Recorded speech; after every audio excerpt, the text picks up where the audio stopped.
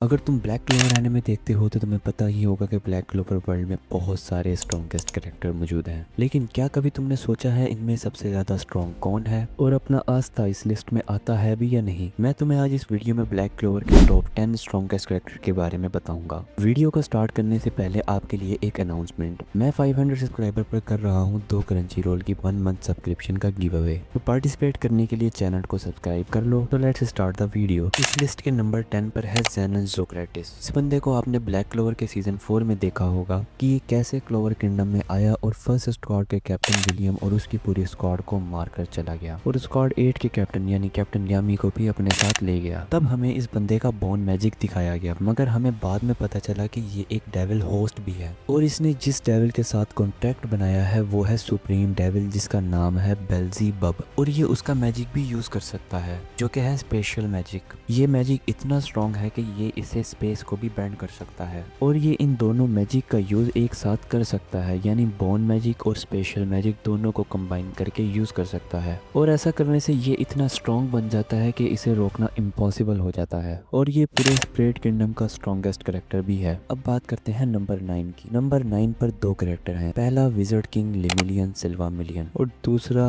Elf leader लिच। सबसे पहले बात करते हैं फर्स्ट विजर्ड किंग के बारे में। ये हमें देखने को मिला था ब्लैक क्लोवर के सीजन 3 में और हमें इसकी शॉर्ट बैक स्टोरी भी बताई गई थी। बात करते हैं इसकी पावर्स की, तो ये यूज करता है लाइट मैजिक, और जिन्हें नहीं पता उनको बता देता हूँ, लाइट मैजिक रेयरेस्ट मैजिक है। लाइट मैजिक की वजह से इसे मिलती है फास्टेस्ट स्पीड और ये माना जोन का भी यूज कर सकता है। और बहुत से लोगों को नहीं पता कि इसके पास कौन सी ग्रीन वॉर है, तो मैं क्लियर कर देता हूँ, इसके पास 4 लीव ग्रीन वॉर है। अब बात करते हैं लीच के बारे में। ये बंदा हमें सीजन 3 में इंट्रोड्यूस करवाया गया था और हमें इसकी कुछ बैक स्टोरी भी बताई गई थी और ये यूज करता है शॉर्ट मैजिक का और इसके पास भी 4 लीव ग्रीन वॉर थी जो इसके बुरे बनने के बाद 5 लीव ग्रीन वॉर में तब्दील हो गई थी और वो ग्रीन वॉर अब आस्था के पास है जिसमें रहता है लीबे। और ये बंदा और भी फॉरबिडन मैजिक का यूज कर सकता है और ये यूनियन का भी यूज कर सकता है फर्स्ट विजर्ड किंग के साथ। अब इसमें होता क्या है कि फर्स्ट विजर्ड किंग और लिच दोनों मिलकर अपने मैजिक कंबाइन करते हैं और अटैक करते हैं। और इसकी एबिलिटीज की बात करें तो ये स्वॉर्ड मास्टर है क्योंकि इसका मैजिक भी स्वॉर्ड है और इसके पास इमेंस स्पीड और एल्फ होने की वजह से बहुत मैजिक भी है। नंबर 8 पर आता है मोरियस। जो लोग एनिमे देखते हैं वो इसे नहीं जानते होंगे, जो लोग मांगा को फॉलो कर रहे हैं वो इसे जानते होंगे क्योंकि इसे अभी तक सिर्फ मांगा में ही दिखाया गया है। पहले ये डार्क ट्रेड मेंबर था लेकिन अब ये पैलाडीन बन चुका है और अगर इसकी पावर और एबिलिटीज की बात करें तो ये मॉडिफिकेशन मैजिक का यूज करता है। मगर जब ये डार्क ट्रेड में था तो इसे लूसीफेरो से ग्रेविटी मैजिक मिला था और बाद में लूसीफेरो मैनिफेस्ट होता है और इससे मैजिक ले लेता है और उसके बाद इसे लूशियस पकड़ लेता है और देता है अर्थ मैजिक और एक पैलाडीन बना देता है और इसकी हाफ बॉडी डैमेज हो चुकी है लेकिन वो अपने मैजिक से रीजनरेट हो सकता है, जिसके बारे में बात हम आगे करेंगे। और ये इस सीरीज का one of the intelligent character है। रहता तो ये स्पिरिट किंगडम में है मगर इसके पास डायमंड किंगडम की ग्रिम्बोर है और मांगा में इसकी बैटल भी हुई थी मारियो लूना के साथ, जिस बैटल में इसने मारियो लूना को ऑलमोस्ट मार दिया था। मगर मारियो लूना स्पेल का यूज करके अपनी एनर्जी बूस्ट करती है और इसे मार देती है। Number 7 Morgan first. अब जिन्हें नहीं पता उन्हें बता देता हूँ कि ये भाई है ब्लैक बुल्स के वाइस कैप्टन नैश का, जो नैश की वजह से मारा गया था। बात करें इसकी पावर और एबिलिटीज की तो ये लाइट मैजिक यूजर था मगर पैलाडीन बनने के बाद इसे डार्क मैजिक मिला। और जिन्हें नहीं पता उन्हें बता देता हूँ कि लाइट मैजिक और dark magic one of the killer combination है ब्लैक क्लोवर की सीरीज का। ये एक पैलाडीन है, इसकी वजह से इसकी मैजिक पावर भी बहुत ज्यादा है। हमें इसकी फाइट भी देखने को मिली थी कैप्टन यामी के साथ और फिलहाल ये कैप्टन यामी को मार रहा है बहुत बुरी तरह से। इसकी एक वजह ये भी हो सकती है कैप्टन यामी अभी लड़ने के मूड में नहीं है क्योंकि उनके सामने उनका सबसे प्यारा दोस्त जो काफी टाइम पहले मर चुका था वो सामने खड़ा है। अब बात करते हैं नंबर 6 की। नंबर 6 पर है Mereoleona Vermillion. Mereoleona Vermillion one of the strongest character है ब्लैक क्लोवर की हिस्ट्री की और इसका जलवा तुमने एनिमे और मांगा दोनों में ही देखा है और सबको पता है फायर मैजिक का यूज करती है मगर उसके साथ साथ ये रीइंफोर्समेंट मैजिक का भी यूज करती है जिससे इसकी फिजिकल एबिलिटीज बूस्ट हो जाती है। और इसने एक नया स्पेल भी खोजा था जिससे इसने अपने मरे हुए सारे लोगों को दोबारा से जिंदा कर लिया था माना की फॉर्म में, मगर वो सिर्फ माना की फॉर्म में थे, वो रियल में जिंदा नहीं हुए थे। और मेरिलियोना भी माना की फॉर्म में चली जाती है जिसकी वजह से वो मोरिस को हरा पाती है, वरना ये मोरिस को कभी भी नहीं हरा पाती। और अगर इसकी एबिलिटीज की बात करें तो ये मास्टर है हैंड टू हैंड कॉम्बैट में और अगर देखा जाए वर्मिलियन खानदान में इससे ज्यादा ताकतवर कोई भी नहीं है। Number 5 Yamasuki Hiro. अगर तुमने सिर्फ एनिमे में इस बंदे को देखा है तो तुम्हें इस बंदे के बारे में इतना नहीं पता होगा, लेकिन अगर तुम मांगा फॉलो करते हो तो तुम्हें पता होगा ये हिनो कंट्री से बिलोंग करता है और ये बहुत खास क्लैन में पैदा हुआ था जिसका नाम यामी क्लैन है और इस क्लैन के लोग डार्क मैजिक का यूज करते हैं जो जो one of the strongest magic है। एंटी मैजिक के अलावा हमें सिर्फ यही मैजिक दिखाया गया है जो अच्छी तरह डेविल्स पर वर्क करता है और ये अपने मैजिक से किसी भी अटैक को एब्जॉर्ब कर सकता है और उसे काट सकता है। और हमने सीरीज में भी देखा कि कैसे इसने ब्लैक होल क्रिएट करा और ये मेरी लियोना की तरह रीइंफोर्समेंट मैजिक का भी यूज कर सकता है। लेकिन एक बार इस आर्मर को देखो, ये इसकी बहन का आर्मर है जो डार्क मैजिक यूज करती है और यामी के साथ ही है। तो क्या पॉसिबल हो सकता है कि यामी भी इस आर्मर का यूज करे? और फिलहाल उसकी फाइट मॉर्गन से चल रही है तो इसके बहुत ज्यादा चांसेस भी हैं और हो सकता है कि यामी इससे भी ज्यादा स्ट्रॉन्ग आर्मर क्रिएट करे। मुझे ये बताने की जरूरत नहीं कि यामी किस बला का नाम है। और अगर इसकी एबिलिटीज की बात करें तो ये मास्टर है स्वॉर्डमैनशिप में और पूरे क्लोवर किंगडम में ये इकलौता ऐसा बंदा है जो की का सही तरह इस्तेमाल कर पाता है। और इसने अब आस्था को भी सिखा दी है तो अब 2 बंदे हो गए हैं। और अगर इसके वेपन की बात करें तो इसके पास एक कटाना है और वही काफी है। अब बात करते हैं नंबर 4 की। नंबर 4 पर है द किंग ऑफ डेविल लूसीफेरो। अब इसके बारे में तुम्हें क्या ही बताऊं मैं।